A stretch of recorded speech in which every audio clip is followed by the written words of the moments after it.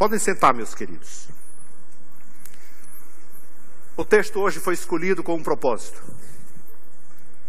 Eu quero falar sobre uma coisa que é muito fundamental à vida cristã. Houve um dia, na nossa vida, pelo menos para a maioria dos que estão aqui, que cansado da vida pregressa, dos problemas, dos pecados, da vida, das mazelas que o mundo tem, ouviu a voz de Deus, ouviu a palavra de Deus, ergueu a sua mão, entregou-se para Jesus Cristo, para tornar-se uma nova criatura. Uma vez entregue a Jesus, uma vez decidido por Jesus, convertido a Jesus, gera-se uma expectativa: agora sou jovem crente, agora sou homem crente, agora sou uma mulher crente, agora tenho uma vida nova e todas as coisas velhas se passaram, sou uma nova vida no Senhor. Mas parece-me que algumas pessoas, isso não diz respeito apenas à nossa ADGO, mas de um modo geral, grande parte dos cristãos que aceitam Jesus, compram uma Bíblia, ou adquirem, ou recebem gratuitamente ali de presente, ou levam para o culto e a põem debaixo do braço e torna isso uma rotina na sua vida, de frequentar os cultos dominicalmente, a cada dia. Às vezes até são bons alunos de escola bíblica dominical, mas não tiveram a preocupação de progredir. É por isso que o texto de hoje, eu quero chamar a atenção de vocês para uma coisa. Toda criança que nasce precisa crescer. Nós não vamos nos conformar, você imagine, uma das coisas mais agradáveis e mais preciosas que tem na vida de uma família, chama-se uma criança. Como uma criança traz vida para dentro de casa. Como uma criança alegra o ambiente da família. Uma criança brincando. E por incrível que pareça, a criança pode falar a pior das bobagens. Todo mundo acha graça e todo mundo ri. Todo mundo se diverte com os gaguejos, com os gestos, com as palavras. Qualquer coisa que uma criança disser é motivo de muita alegria. E todo mundo fica impressionado. E todo mundo sai contando e repetindo. E é como se fosse uma anedota das mais saudáveis. Mas você já parou para pensar na possibilidade de um adulto se portar como uma criança? Você já viu, por exemplo, já aconteceu na sua casa, por exemplo, de um pré-adolescente, um junior, alguma criança assim um pouquinho mais crescidinha, se portar como se fosse um bebê? Ou uma criança de 2, 3 anos? Isso se torna realmente desconfortável, isso é ruim. As pessoas começam a ficar assim meio que, mas o que é isso? E às vezes esse menino até leva uma bronca. Ei, fala direito, seja homem, rapaz, você já é adulto, ou então você já é uma moça, vamos acabar com isso, você não é mais um bebê.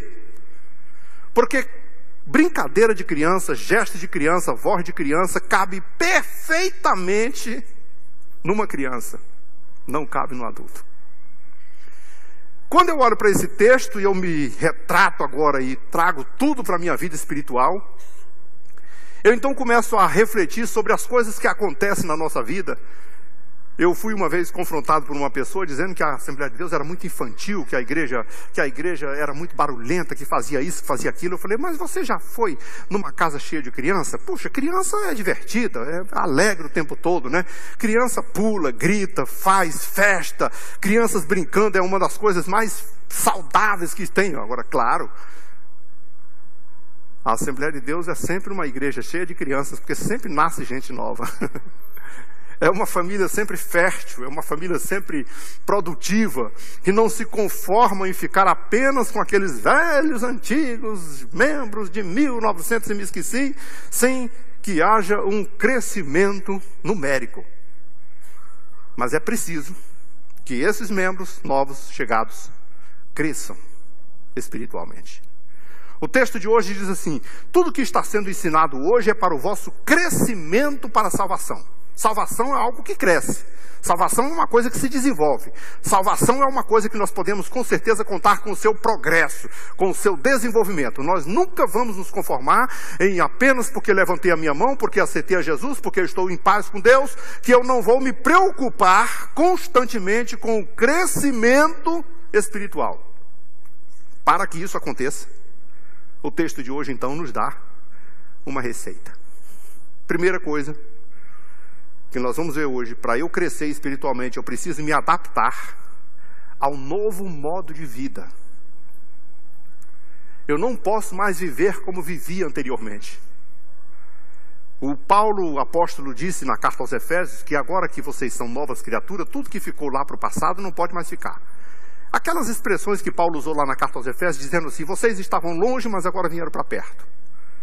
Vocês eram aquele que mentia, agora não minta mais, fala a verdade para o seu próximo. Aquele que roubava, agora vai trabalhar e sustentar a si mesmo e ainda ajudar o seu próximo.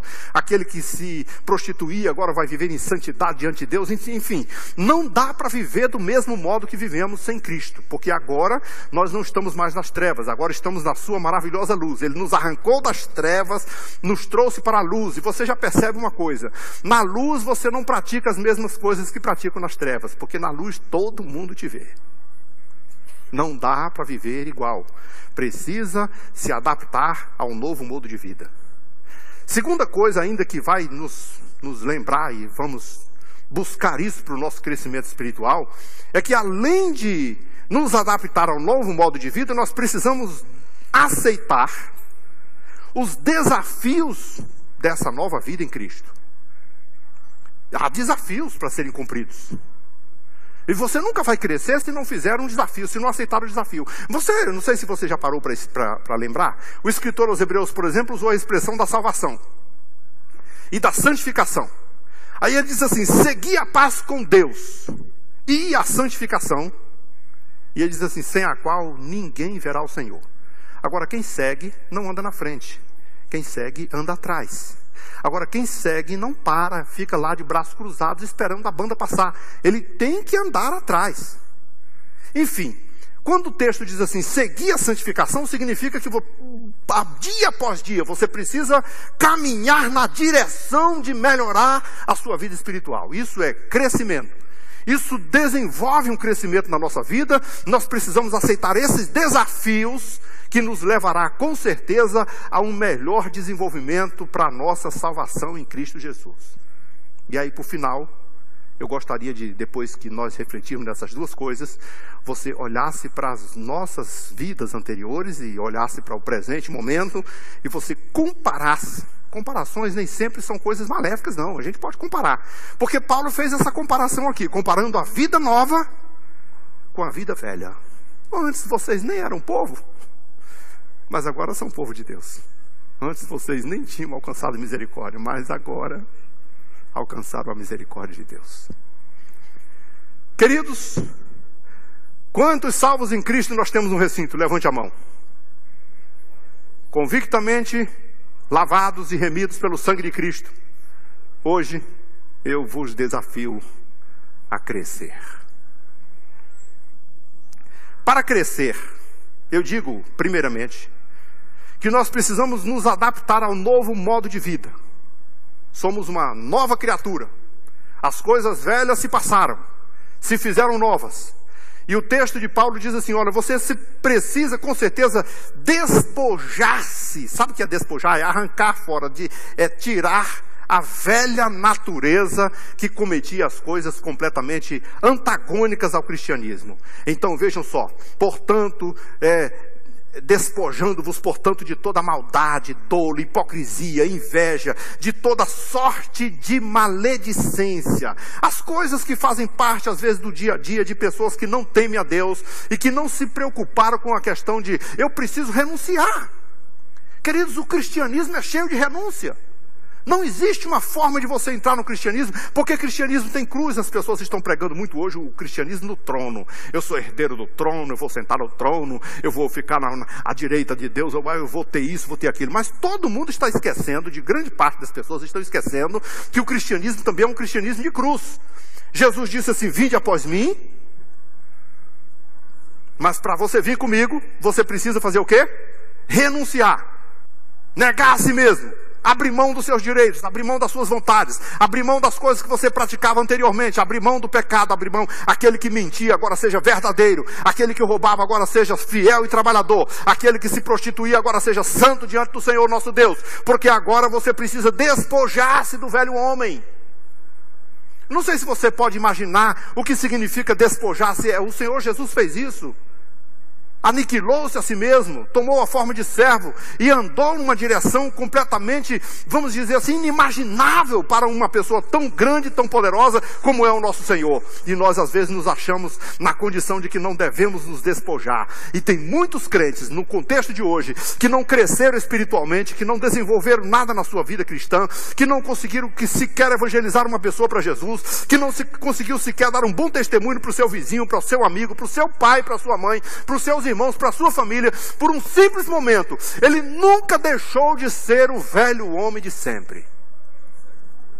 Ele nunca deixou de praticar as mesmas coisas. Às vezes é um sujeito até bem apresentado, uma mulher bem apresentada na sociedade. Às vezes é um homem tão cortês, né? Eu costumo dizer que é tanta cortesia, né?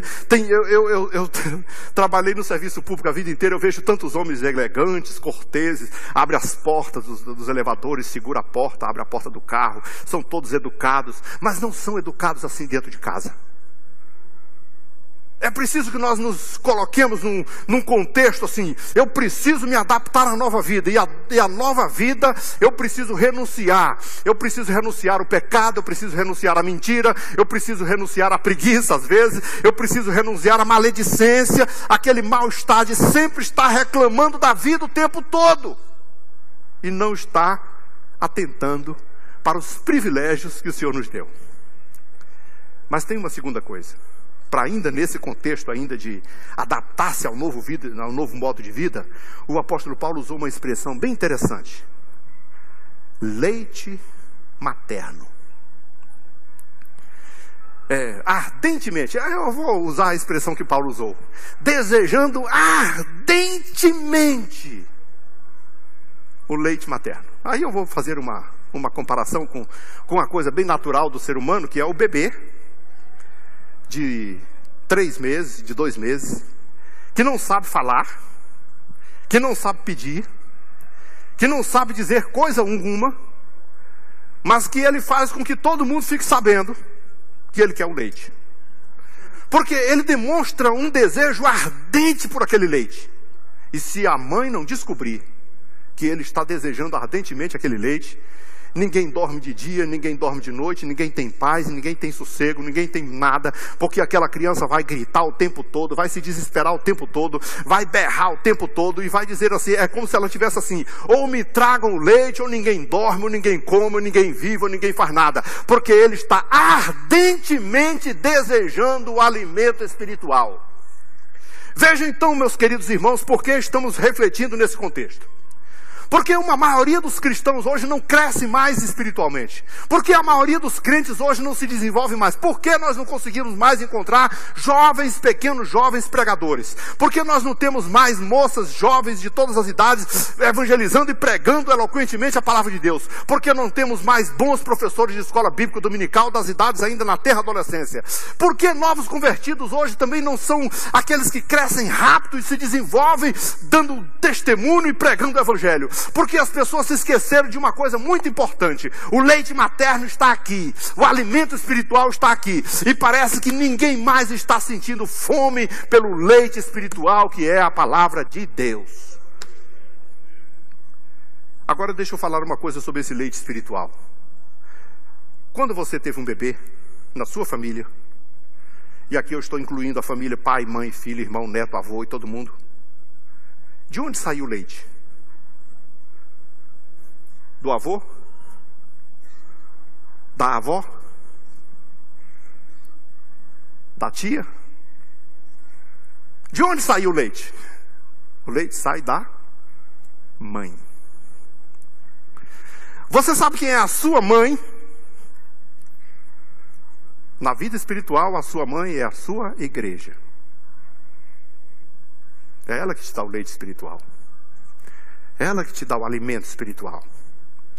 Aquilo que você recebe aqui na terça-feira, no domingo à noite, num momento como esse, da reflexão da palavra, é aquilo que você tem a oportunidade. É claro que você também pode fazer isso sozinho na sua casa, estudando a sua Bíblia, orando a palavra, orando a Deus, buscando aprender a palavra. Mas é aqui, dentro do dia a dia, é no gabinete pastoral, ou na escola bíblica dominical, ou numa reunião qualquer da igreja, no acampamento de jovens. É no momento em que a palavra de Deus está sendo ministrada que você tem a oportunidade de alimentar a sua vida. E sabe o que se percebe hoje? Não estou falando da DGO somente, mas se percebe hoje no contexto geral do cristianismo que as pessoas não buscam mais conhecer a palavra, o povo não busca mais entender a palavra. Nós fomos tomados por uma onda de WhatsApp, de Instagram, de Face, de tanta coisa. Fomos tomados pela mídia, pela questão da internet, e nos esquecemos e gastamos muito mais tempo com as coisas fúteis da vida, com as coisas que não edificam em nada, e esquecemos completamente o tempo de buscar conhecimento e entendimento na palavra de Deus. Ou seja, o crente não se alimenta. Nós comemos 3 vezes por dia, no mínimo 3 vezes por dia. Via de regra, a maioria das pessoas mais organizadas come 6 vezes por dia. Levanta, toma café, lancha, almoça, lancha, janta, lancha, e ainda de noite algumas pessoas ainda vai lá tomar um chazinho, comer os biscoitinhos ou tomar um mingauzinho qualquer, porque querem se alimentar o tempo todo. O corpo é sempre muito bem cuidado, o corpo é sempre muito bem alimentado, mas onde está o alimento da alma? Onde está o alimento espiritual que você precisa ter todo dia? Você passa uma semana inteira sem ler a Bíblia, você passa um mês inteiro sem ler a Bíblia, você passa uma semana inteira sem frequentar assiduamente a igreja, você não quer, ou está cansado, ou você... Eu vou dar um exemplo, por exemplo, quando a pessoa está com fartio, quando o sujeito está doente, uma febre de garganta, uma dor qualquer, uma moleza, uma virose, a mãe, ou a esposa, ou a avó, filho, amor, come alguma coisa, põe alguma coisa na boca. Não tenho fome, não consigo comer, porque está doente. Filhos espirituais também, quando adoecem, não querem comer. A palavra pode estar disponível 24 horas, mas ele não tem fome. Por isso que ele não cresce. Ele não vem à igreja porque ele não tem fome para comer. Ele não vem à escola bíblica dominical porque ele não tem fome de aprender.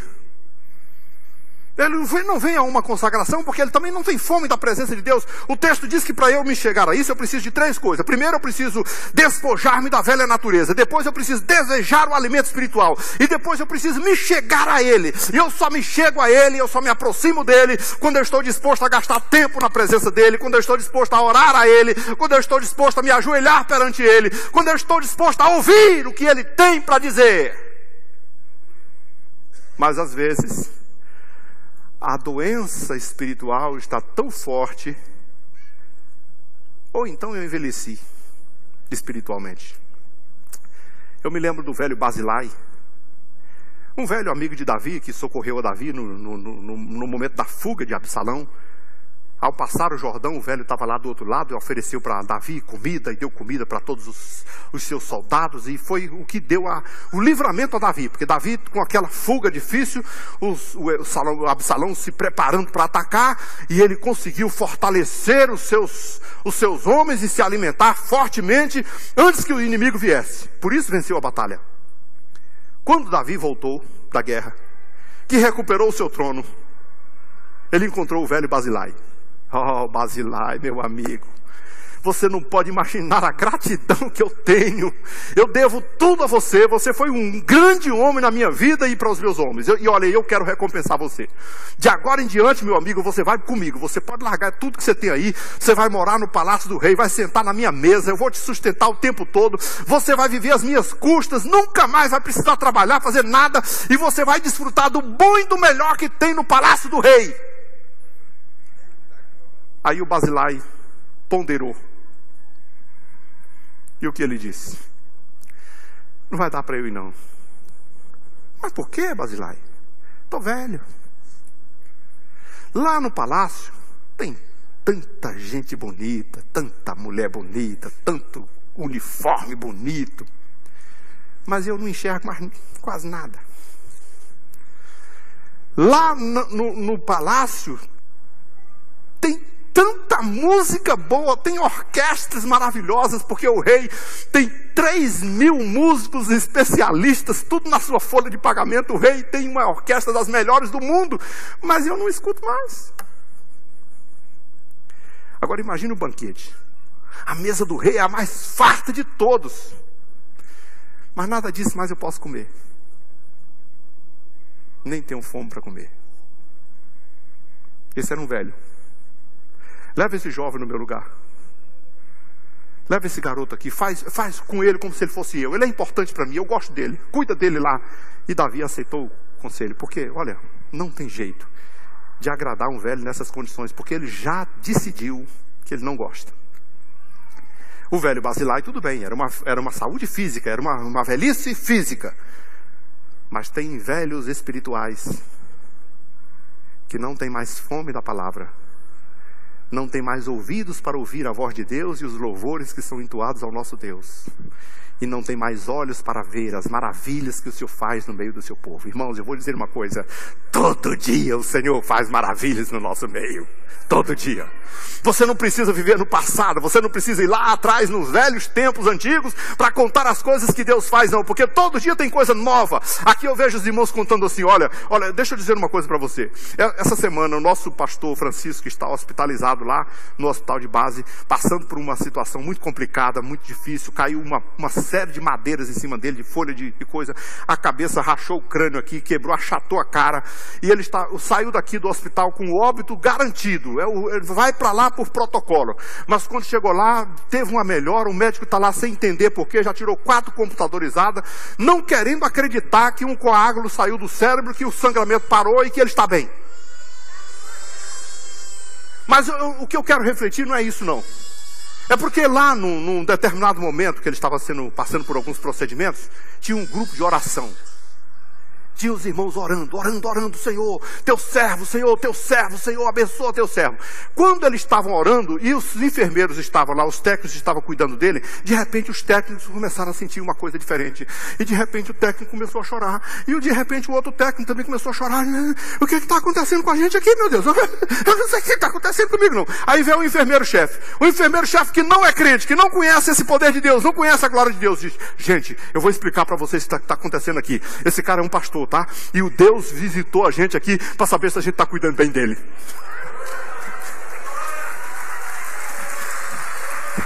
Aleluia!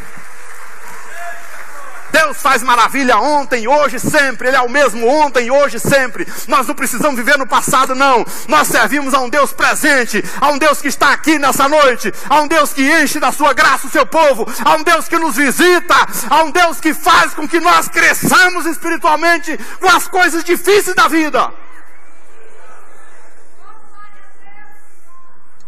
Um outro ligou para o pastor Fernando essa semana dizendo assim: pastor, eu descobri que vocês crentes são tudo doido. Mas por quê? Olha, quando a gente corta a perna de um sujeito aqui, o cara tem que passar por psicólogo, tem que passar por trauma, por cima de trauma, e a gente não sabe mais o que acontece. Agora tem um pastor de vocês aqui com cotoco de perna, pulando em cima de uma cadeira de roda, tocando violão, glorificando a Deus, falando em língua estranha, pregando e falando para todo mundo do amor de Deus, e todo mundo, e o povo, os doentes, tudo, os médicos, tudo, quer tudo ouvir ele cantar e louvar a Deus. Deus é bom. Mas para eu viver isso, eu preciso crescer. Eu preciso me adaptar ao modo de vida que o Senhor está exigindo de mim. Eu preciso aceitar os desafios. Agora sim, eu preciso aceitar os desafios. Porque a vida cristã, além da renúncia, tem desafios. O texto de hoje diz assim, eu vou usar, são vários, mas eu só vou usar um pouquinho. Vou usar só 3. Eu vou usar santidade. Eu vou usar a expressão nação santa, porque esse é um dos grandes desafios da vida cristã.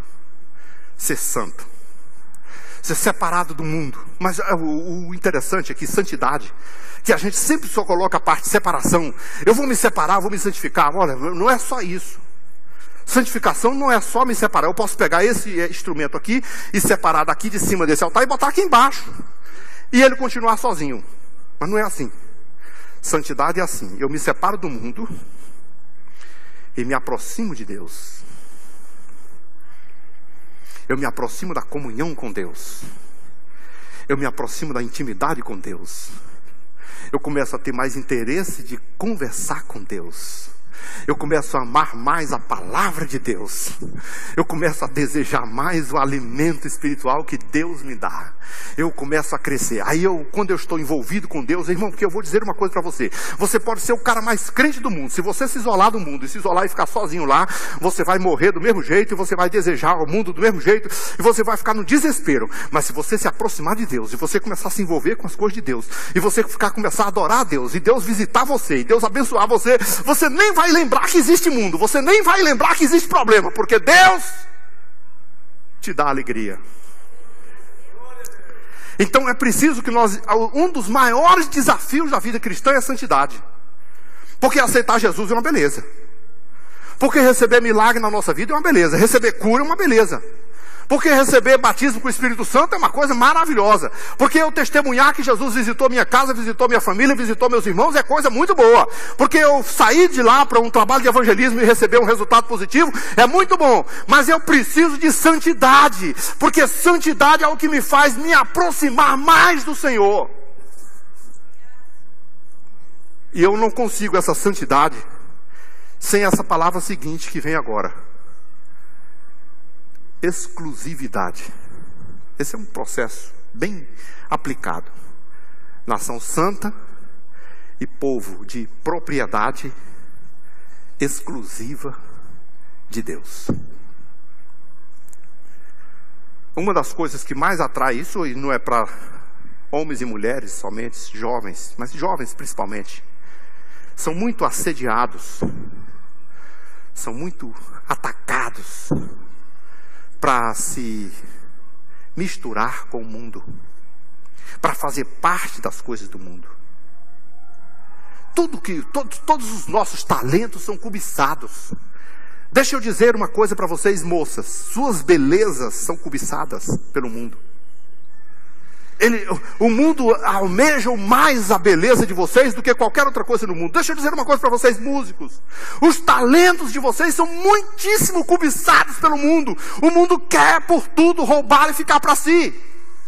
Na nossa inteligência, a nossa habilidade, tudo que nós temos é uma das coisas que o mundo vem cobiçando e buscando de todas as formas e tentando misturar você, e tentando fazer com que você faça parte das duas coisas, e tentando fazer com que você se envolva com essas coisas. Mas o Senhor tem uma coisa para dizer para você hoje: você precisa ser santo e você precisa se lembrar que você é uma propriedade exclusiva de Deus. Você não é seu, o seu corpo não é seu, mas você é templo do Espírito Santo que habita em vós. Você pertence a Ele. Ele tem interesse na sua vida. E olha, diga mais: o Espírito Santo tem ciúme de você,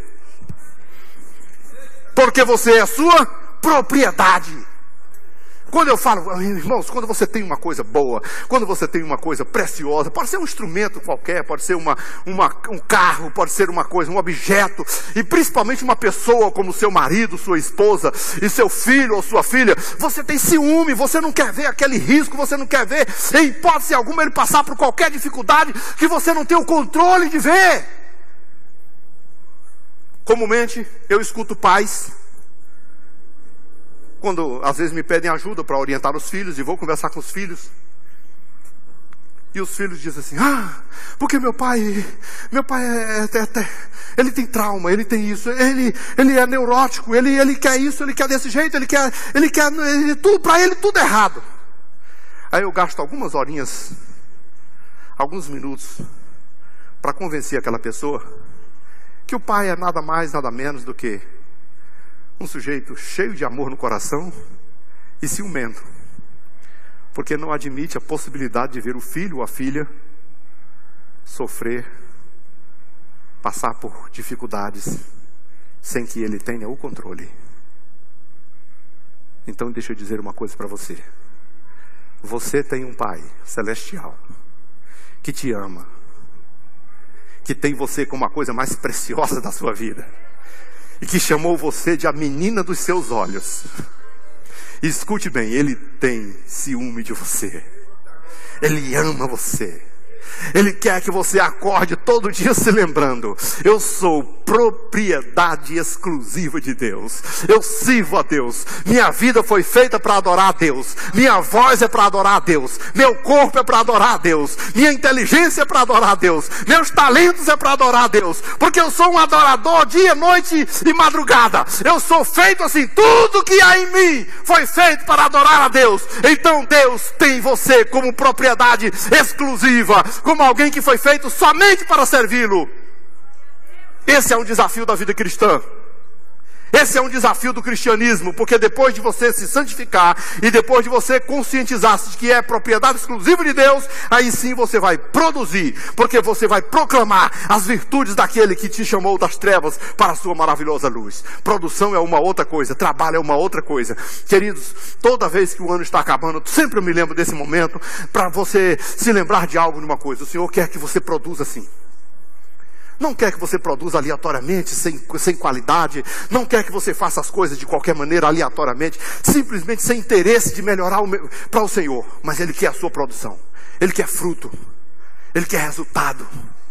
Ele quer que você diga, testemunhe. Ele quer que você fale do amor dele para outras pessoas, porque ele já fez tanta coisa por você. Será que não está na hora de você recompensar o Senhor dizendo o que ele fez na sua vida? Você nem precisa ser pregador, você nem precisa ser um eloquente ministrante da palavra, você nem precisa ser um sujeito carismático. Você só precisa ter coragem de dizer: Jesus me abençoou assim, fez isso por mim.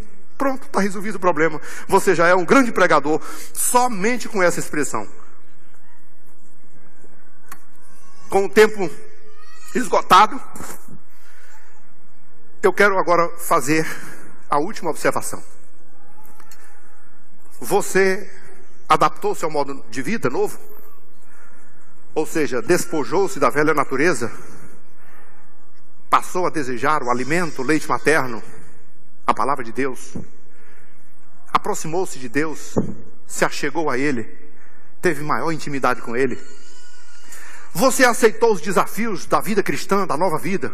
Santidade, exclusividade e produtividade?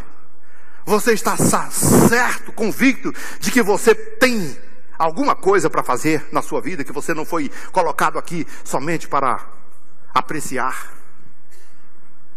Então agora é preciso você fazer uma comparação. Quem era você e quem é você agora? Você nem era gente, como diz a expressão. Você nem era povo. E agora é povo de Deus. Eu gostaria até que você refletisse um pouquinho na sua vida e desse uma voltinha lá, só no pensamento. No velho tempo. No período antigo, da dependência química, da aflição, do vício cruel e ordinário que te dominava, que te fazia ser um miserável. Dá uma voltinha lá no passado e veja o quanto você era um infeliz. Vai lá para aquele velho quarto da depressão, da angústia, do desespero. Volta lá para aquele ambiente onde você queria tudo de bom e não tinha. Volta para a rua, para o lixo.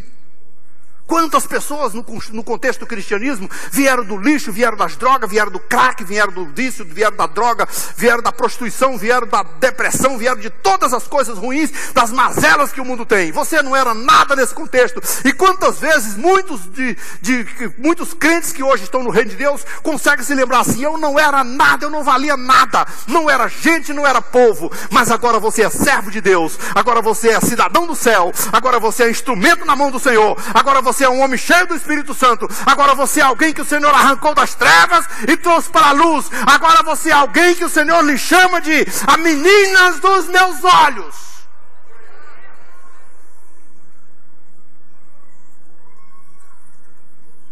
Compare isso e lembre-se, você não tinha alcançado misericórdia, porque em algum momento da sua vida você disse assim: meu Deus, minha vida não tem mais jeito, eu não tenho mais saída, para mim não tem solução. Olha, muitas pessoas no nosso contexto de vida hoje se matou. Algumas que não se mataram, mas teve umas que não conseguiram, mas tentaram. E quando uma pessoa tenta contra a sua própria vida, Você pode imaginar o desespero que essa pessoa está vivendo para tomar uma decisão dessa.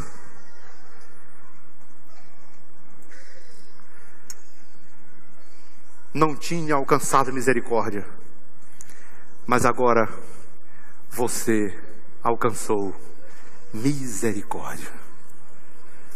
A pergunta final, que não quer calar, é a seguinte: não seria a hora de fazer alguma coisa por alguém?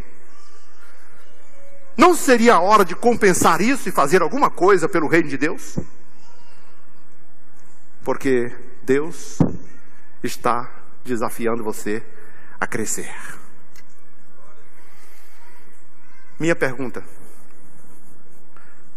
agora me dirigindo aos meus amigos, aos meus irmãos, que ainda não tomaram sua decisão de servir ao Senhor. Há nessa noite alguém que deseja voltar para Jesus, ou aceitar a Jesus como Senhor da sua vida? Eu peço para você levantar a sua mão, junto comigo, no lugar onde você está. Faça esse gesto para a gente orar juntos. Se você quiser ser uma propriedade exclusiva de Deus, se você quiser servir ao Senhor, somente a Ele, não servir mais ao vício, não servir mais às drogas, não servir mais ao mundo, se você quiser servir ao Senhor somente, levante a sua mão para nós orarmos juntos. Tem alguém? Quero pedir que a igreja fique em pé nesse momento.